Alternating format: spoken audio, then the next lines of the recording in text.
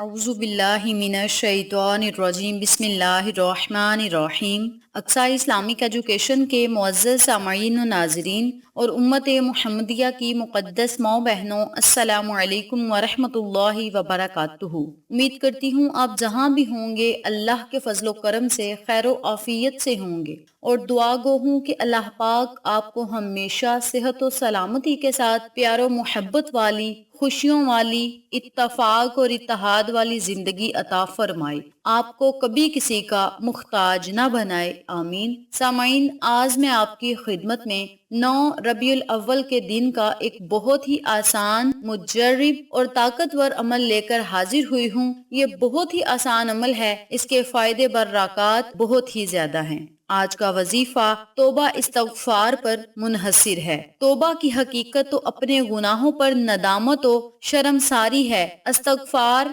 اپنے گناہ اور معاصی پر باری تعالیٰ سے طلب مغفرت ہے۔ احادیث مبارکہ میں توبہ اور استغفار کے بکثرت فضائل بیان کیے گئے ہیں۔ آقا علیہ الصلوۃ والسلام کا ارشاد گرامی ہے، گناہ سے توبہ کرنے والا گناہگار بندہ بالکل اس بندے کی طرح ہے جس نے گناہ کیا ہی نہ ہو۔ بحوالہ سنن ابی ماجہ۔ نبی کریم صلی اللہ علیہ وآلہ وسلم نے ایک اور موقع پر فرمایا، لوگو اللہ کے حضور توبہ کیا کرو، میں خود دن میں 100 دفعہ اس کے حضور توبہ کرتا ہوں۔ بحوالہ صحیح مسلم۔ تو اس بات سے اندازہ لگا لیں کہ ہمارے آقا علیہ الصلوۃ والسلام جیسی عظیم ہستی روزانہ جب اللہ کے حضور توبہ استغفار کا ورد کیا کرتے تھے تو ہم بھی انہی کے امتی ہیں۔ اگر ہم روزانہ 100 مرتبہ صبح، 100 مرتبہ شام کو توبہ استغفار یا استغفار کا ورد کریں گے تو نمبر 1 پہ آقا علیہ الصلوۃ والسلام کی سنت پوری ہوگی، نمبر 2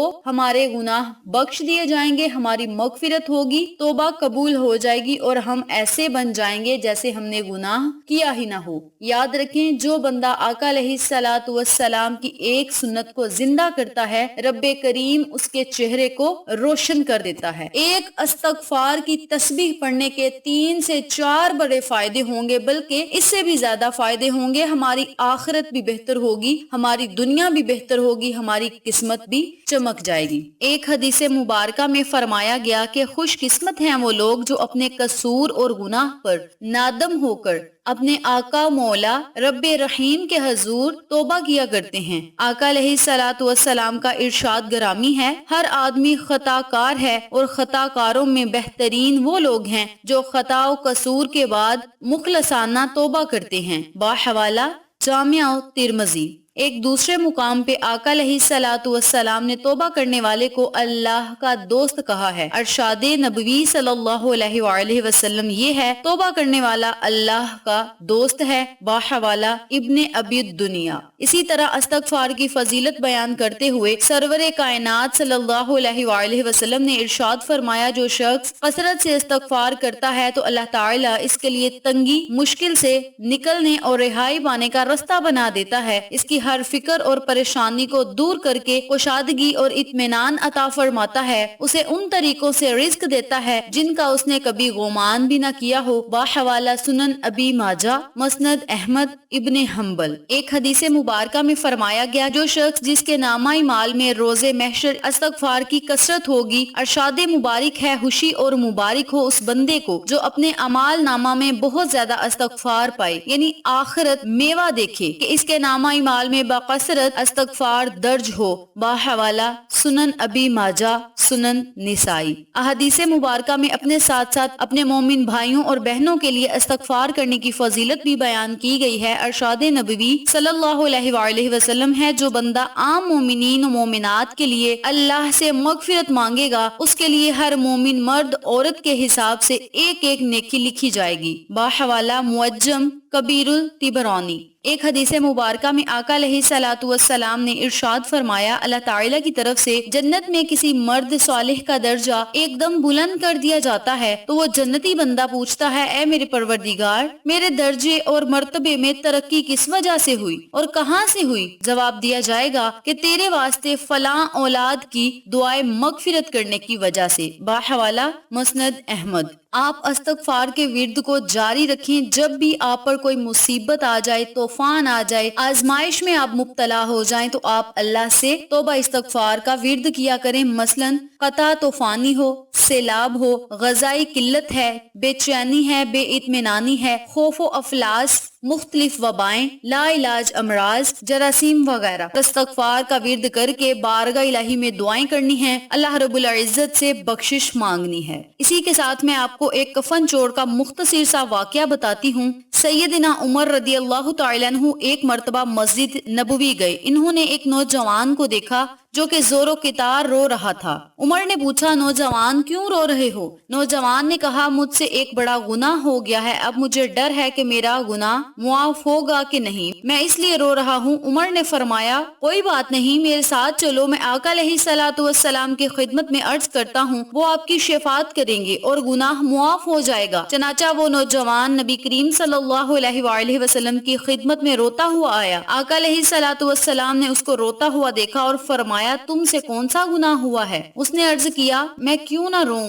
حالانکہ میں نے ایسے ایسے گناہ انجام دیے ہیں کہ خداوند عالم ان میں سے بعض کی وجہ سے مجھے جہنم میں بیچ سکتا ہے. میں تو یہ مانتا ہوں کہ مجھے میرے گناہوں کے بدلے دردناک عذاب دیا جائے گا اور خداوند عالم مجھے بالکل بھی معاف نہیں کر سکتا. پیغمبر اکرم صلی اللہ علیہ وآلہ وسلم نے فرمایا، کیا تم نے خدا کے ساتھ شرک کیا ہے؟ اس نے کہا، نہیں، میں شرک سے پناہ چاہتا ہوں. آقا علیہ الصلوۃ والسلام نے فرمایا، کیا کسی نفس محترم کا قتل کیا ہے؟ اس نے کہا، نہیں. آپ نے فرمایا، خداوند عالم تیرے گناہوں کو بخش دے گا اگرچہ بڑے بڑے پہاڑوں کے برابر ہی کیوں نہ ہو. اس نے کہا، میرے گناہ بڑے بڑے پہاڑوں سے بھی بڑے ہیں. اسی وقت آقا علیہ الصلوۃ والسلام نے فرمایا، خداوند عالم تیرے گناہوں کو ضرور بخش دے گا، چاہے وہ ساتوں زمین، دریا، درخت، ذرات اور زمین میں دوسری موجودات کے برابر ہی کیوں نہ ہوں. بے شک تیرے گناہ قابل بخشش ہیں اگرچہ آسمان، ستاروں اور عرش و کرسی کے برابر ہی کیوں نہ ہوں. اس نے عرض کیا، میرے گناہ ان تمام چیزوں سے بھی بڑے ہیں. پیغمبر اکرم صلی اللہ علیہ وآلہ وسلم نے غیظ کے عالم میں اسے دیکھا اور فرمایا، اے نوجوان، تیرے اوپر افسوس ہے، کیا تیرے گناہ زیادہ بڑے ہیں یا تیرا خدا؟ یہ سن کر وہ نوجوان سجدے میں گر پڑا اور کہا، پاک و پاکیزہ ہے میرا پروردگار، یا رسول اللہ صلی اللہ علیہ وآلہ وسلم، اس سے بزرگی تو کوئی نہیں، میرا خدا تو ہر عظیم سے عظیم تر ہے. اسی وقت نبی کریم صلی اللہ علیہ وآلہ وسلم نے فرمایا، کیا تیرے گناہوں کو خدائے بزرگ کے علاوہ بھی کوئی معاف کر سکتا ہے؟ اس نوجوان نے کہا، نہیں آقا علیہ الصلوۃ والسلام، قسم با خدا نہیں. اور اس کے بعد وہ خاموش ہو گیا. پیغمبر اکرم صلی اللہ علیہ وآلہ وسلم نے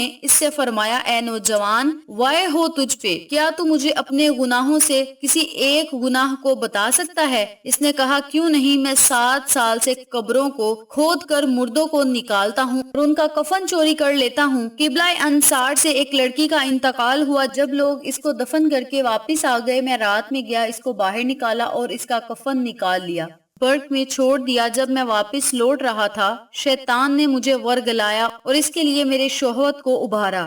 شیطانی وسوسے نے، اس کو بدن اور خوبصورتی نے مجھے اپنے جال میں پھنسا لیا، یہاں تک کہ نفس غالب آ گیا اور واپس لوٹا. جو کام نہیں کرنا چاہیے تھا وہ کر بیٹھا. اسی وقت گویا میں نے ایک آواز سنی، اے نوجوان، روز قیامت کے مالک کی طرف سے تجھ پر وائے ہو، جس دن تجھے اور مجھے اس کی بارگاہ میں پیش کیا جائے گا. ہائے، تو نے مجھے مردوں کے درمیان برہنہ کر دیا ہے، مجھے برق سے نکالا، میرا کفن لے چلا اور مجھے جنابت کی حالت میں چھوڑ دیا. میں اسی حالت میں روز قیامت محشور کی جاؤں گی. وائے ہو تجھ پہ آتش جہنم کی.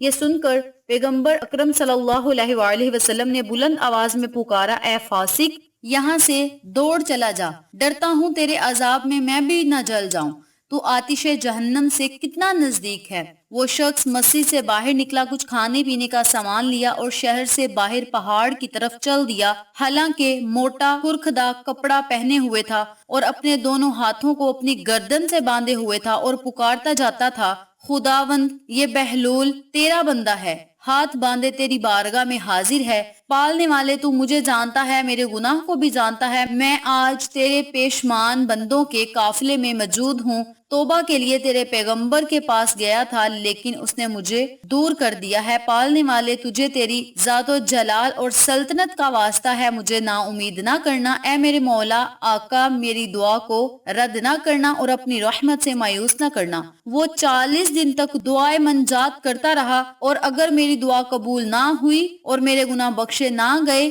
نیز عذاب کرنے کا ارادہ ہو تو میرے اوپر آتش نازل فرماتا کہ میں جل جاؤں یا کسی دوسری عقوبت میں مبتلا کر دے تاکہ میں ہلاک ہو کے مر جاؤں۔ بہرحال قیامت کی ذلت اور رسوائی سے مجھے نجات دے دے۔ چنانچہ اسی موقع پر آیت نازل ہوئی، اور وہ یہ لوگ ہیں جب کوئی نمایاں گناہ کرتے یا اپنے نفس پہ ظلم کرتے تو خدا کو یاد کر کے اپنے گناہوں پہ استغفار کرتے، اور خدا کے علاوہ کون گناہوں کو معاف کرنے والا ہے، اور وہ اپنے کیے پر جان بوجھ کر اصرار نہیں کرتے، یوں ہی وہ لوگ ہیں جن کی جزا مغفرت ہے اور وہ جنت ہے جس کے نیچے نہریں جاری ہیں، اور وہ ہمیشہ اس میں رہنے والے ہیں۔ ناور عمل کرنے کی یہ جزا بہترین جزا ہے۔ تو اسی بات سے واضح ہو جاتا ہے کہ جو بندہ سچے دل سے اللہ رب العزت سے توبہ استغفار کر کے اپنے گناہوں کی معافی مانگتا ہے تو اللہ رب العزت اسے ضرور معاف کر دیتا ہے۔ آپ سب سے گزارش ہے ایک تسبیح صبح اور ایک تسبیح شام کو توبہ استغفار کا ورد لازم کیا کریں، انشاءاللہ بفضل خدا آپ کو فائدہ ضرور ہوگا۔ اس عمل کو آج سے ہی شروع کر دیں، اپنی زندگی کا معمول بنا لیں اور اللہ کی رحمتوں، برکتوں، نعمتوں سے مالا مال ہوں، پریشانیوں، مصیبتوں سے چھٹکارا پائیں۔ اس عمل کو آپ لازم کریں، انشاءاللہ آپ کو فائدہ ضرور ہوگا۔ ویڈیو پسند آئے تو لائک کریں، شیئر کریں، چینل کو سبسکرائب کریں۔ انشاءاللہ پھر کسی نئے وظیفے یا اچھی معلومات کے ساتھ آپ کی خدمت میں حاضر ہوں گے۔ تب تک کے لیے اللہ نگہبان۔